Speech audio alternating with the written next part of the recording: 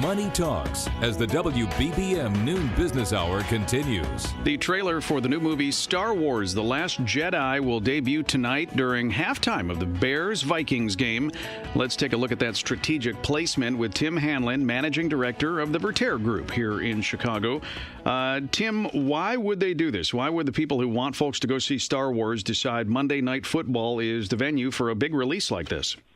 Well, Cisco, that's a great question, right? This is a classic television mass audience approach, right? Where in today's day and age, where there are very few vehicles to get in front of multiple eyeballs at the same time, live NFL football is probably one of the very few places where you can get a quote-unquote mass audience in one fell swoop. Now, that's not necessarily the same impact as it was even 5 years ago. As audiences splinter into so many other places that we've talked about over the months here on the show.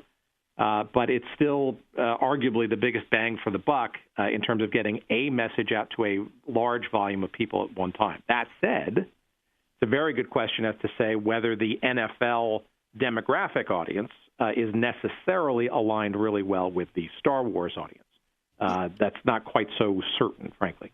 And that was one of my questions, because it seems like, obviously, they do their research, so they must have figured out people who like Star Wars also like the NFL, or they could have sort of gambling on that. Well, I'm not so sure that that's the case because you have really corporate ownership of the same of these entities, right? So ESPN obviously owned and operated by the Disney family, and Disney obviously owning the Star Wars franchise after having purchased it a number of years ago.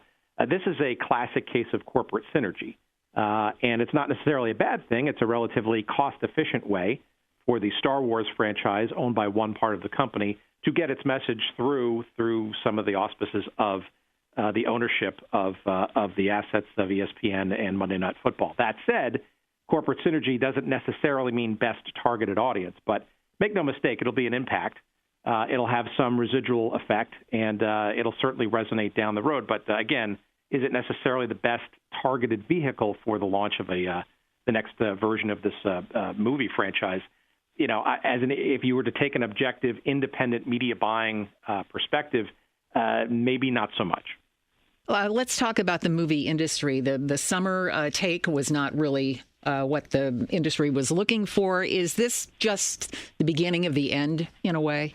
Well, look, there's no mistake, Chris, that this year was one of the worst in modern history for the box office for feature films, theatrical releases.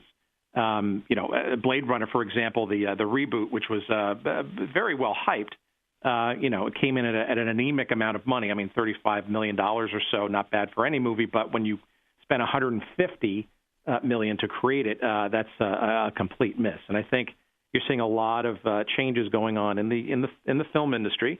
Tent poles are really these big sort of franchise movies are really the only thing that kind of prop up the industry, but it's being decimated and/or certainly challenged by a bunch of things that we've talked about on the show: digital distribution, closer to the actual delivery of the movie in theaters, perhaps people getting the opportunity to watch films in their homes instead of going to the theater. These are all things that Hollywood is struggling with right now and not necessarily fully answering yet.